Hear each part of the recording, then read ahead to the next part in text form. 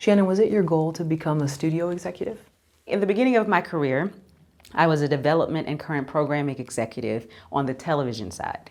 So once I left and I went off to do Broadway national tours and I was doing dance companies and all this other stuff that has absolutely nothing to do with writing, when I came back to Hollywood, it was my intention to get back into development. Whether that was at a network or a studio or at a smaller production company, I was pretty open.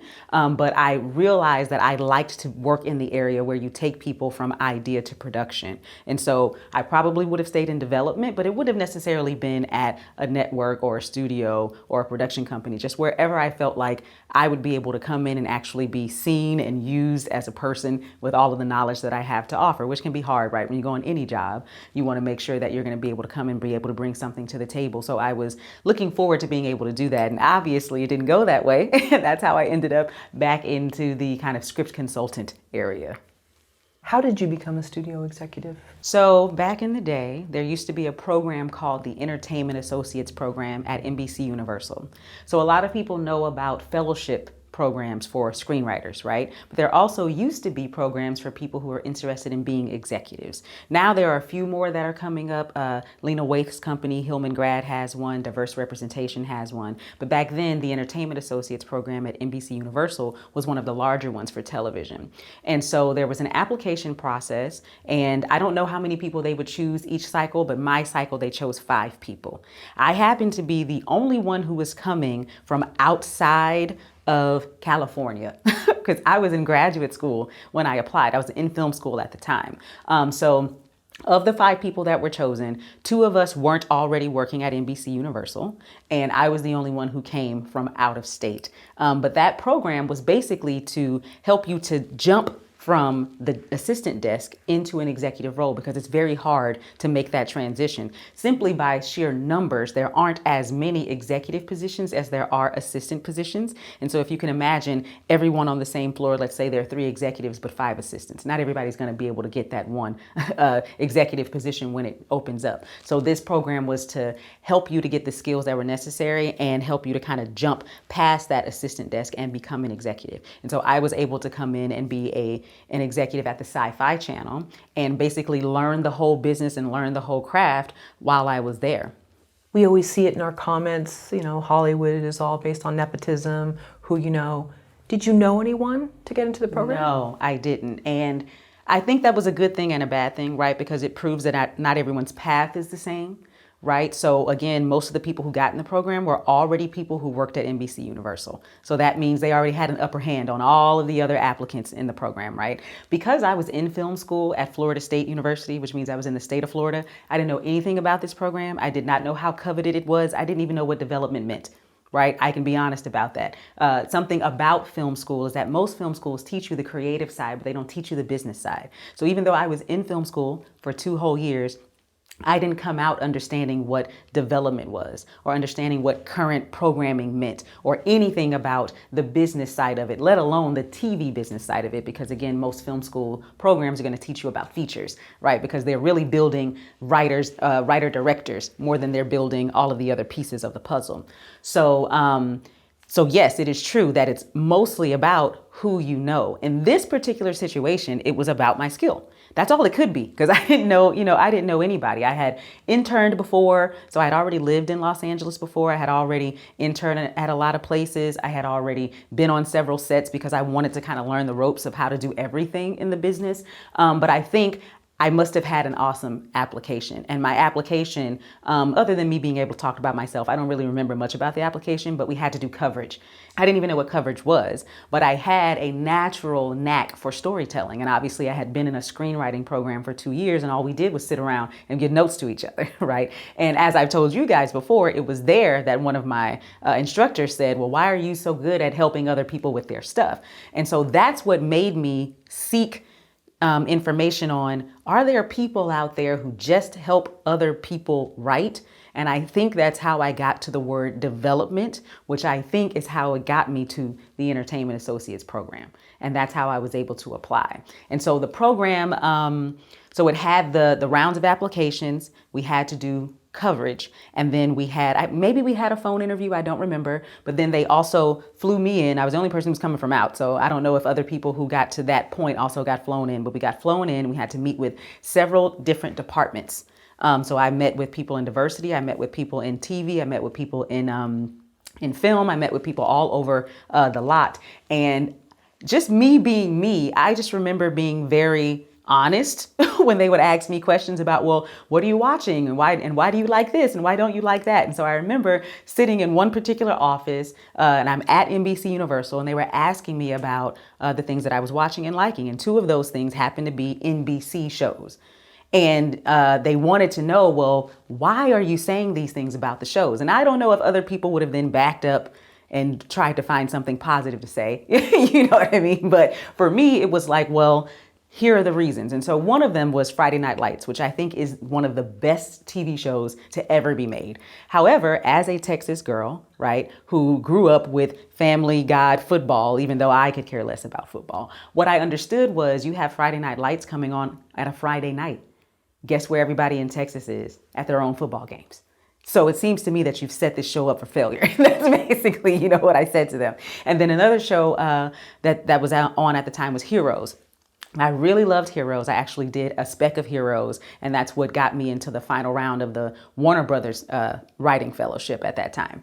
And I said, you know, season 1 was awesome, but in season 2, you broke all of the rules. And therefore, now we're a little bit lost about what this show really is. And I said that to them, not even considering myself, you know, giving a critique or giving notes or anything like that. That's just how I felt about it naturally. And I'm just going to say maybe that's the thing that got me in the program. You know what I mean? Because they could see that I could explain to them what the issue was and how I felt like you could fix that issue. So even though nepotism in the way of who you know, not necessarily who you're related to, may have gotten some of the people in the program. I know for me, it was pure application. Thousands of people applied, and I happened to be picked as one of the 5 people to do it. What was your day-to-day job as a creative executive?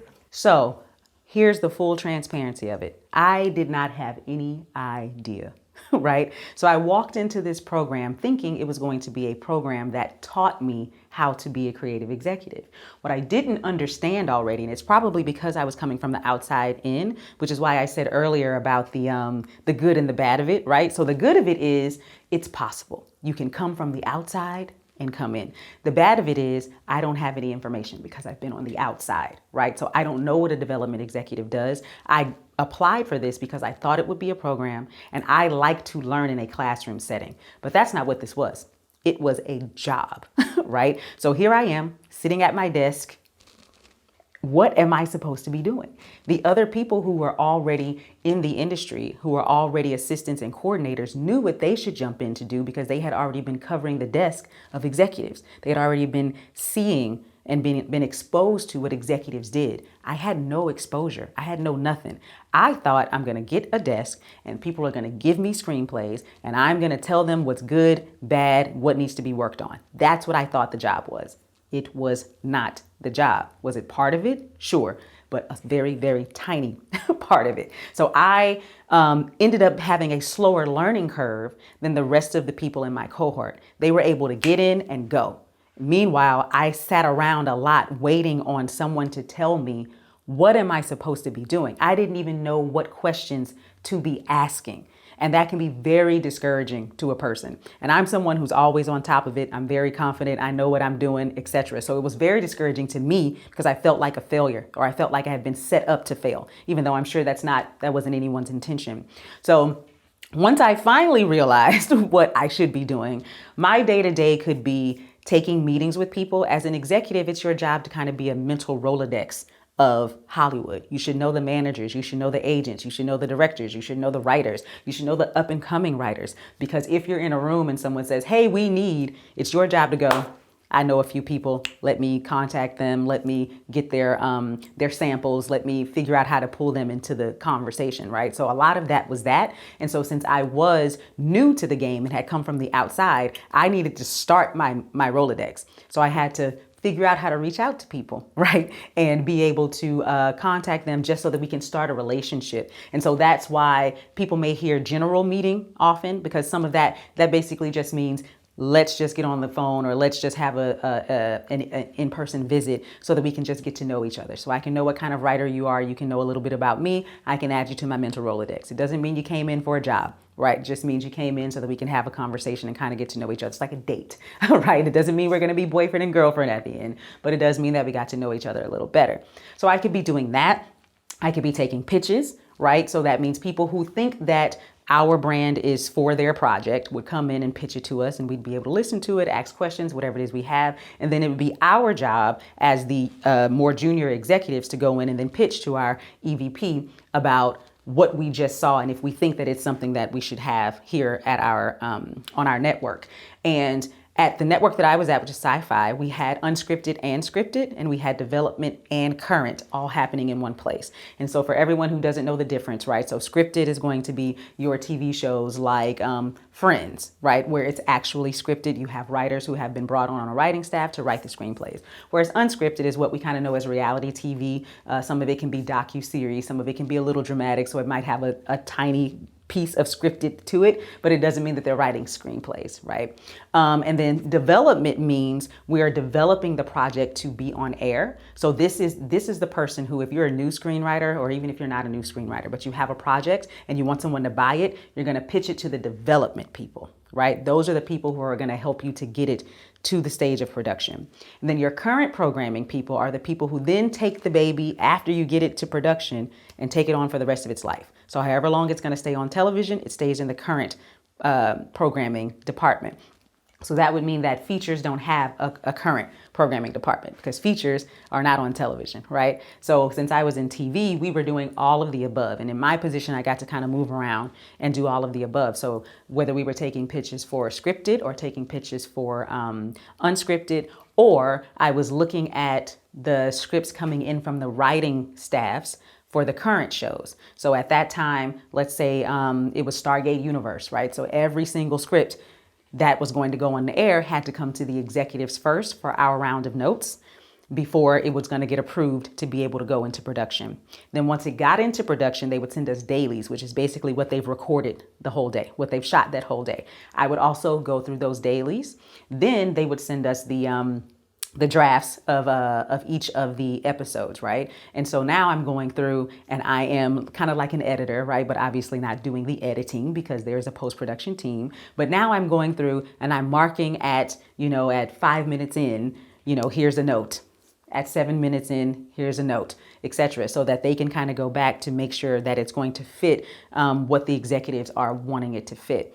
We would also, this was a shocker for me, we were also in charge of marketing, right? And I'm thinking, I don't have a marketing degree. That's not my job. So I'm thinking the marketing department is going to come in here and pitch to us what they think we should do with this show. And we're going to go, yes, that's it. Or no, that's not it. That wasn't the case. We as the executives who were more intimate with the project would pitch to the marketing people. And then the marketing people would take it and execute it. That was new for me. So that was a learning curve. It was helpful though, because now I know how to market my own business, right? Same thing with branding, casting, wardrobe, everything. An executive literally does every piece of the puzzle or has their hand in every part of the process. And so even though I got into it for the script part, right, which again, I did, I had to read a lot of screenplays just to, when people submit their screenplays and do a little coverage to be able to say, okay, this is a writer that maybe we can work with later, or this is an idea that maybe we can work with them to actually develop, or we're not going to do either of the above. It's not for us, or the writer is just not at the level that we want to work with now. So I did a lot of that. Sometimes I had to read just to read so that I can get to know what writers were out there, what new writers were coming. So sure, reading and giving notes was a part of the process.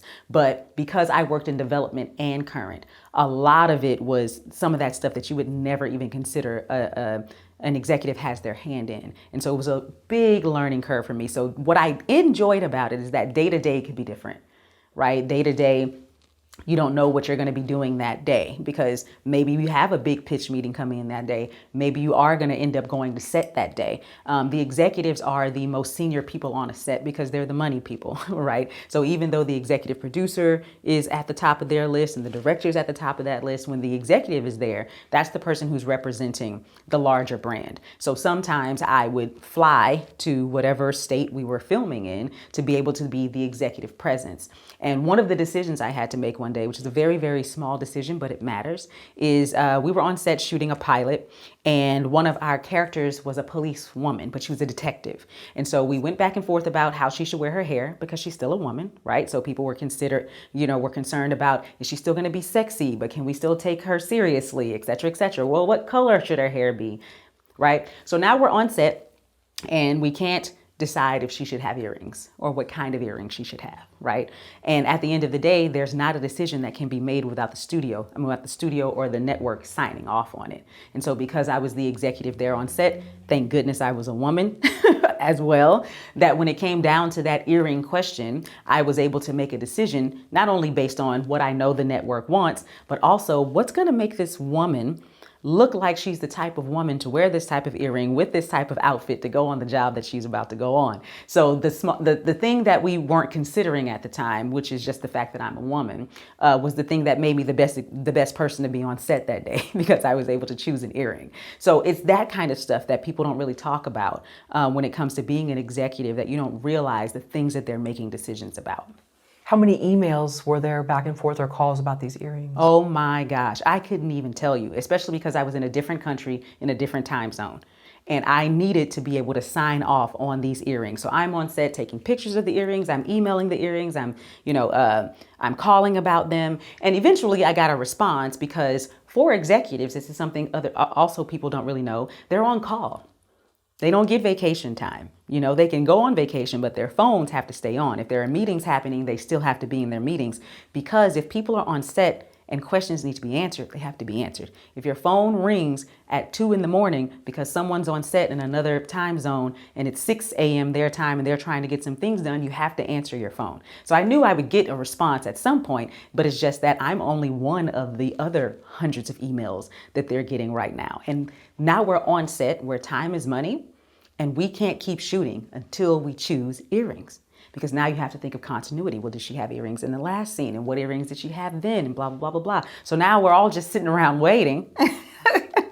Well, I've chosen the earring and said, this is the one that we're going to go with. Let me just make sure that I get the sign off on it, but it's crazy, because it's like they're earrings. But, as women, we understand an earring they're statements. They say a lot about a woman. And since it's a pilot and we're trying to sell her as someone that we want you to root for and for you to like and care about, her earrings mattered. So what did we choose? I believe we chose, it was a stud. I just don't remember if it was a pearl or if it was, something gold or silver or whatever it was, but it was a stud because she wore a lot of collared shirts. And also we understand dangling earrings make a statement, and she wasn't that kind of a woman. Even in her regular dress, she probably wasn't going to put on dangly earrings, but she definitely needed earrings. So the question of no earrings, studs, or dangle, it was like, well, we know it's not a dangle, but it's gonna have to be a stud, because having no earrings just took her femininity away, which is really weird. But because she's a detective, she's dressed just like all of the men are, right? She's got on her pantsuit, she's got her collared shirt, and she has her hair, I believe it was in like a short kind of messy bun at the back. And so now we're just getting a plain face. She doesn't have on a lot of makeup, right? And it's like, well, we got to have the one thing that makes her pop, to make her look different from everybody else. And so, yeah, I don't remember what color it was, but we chose a stud.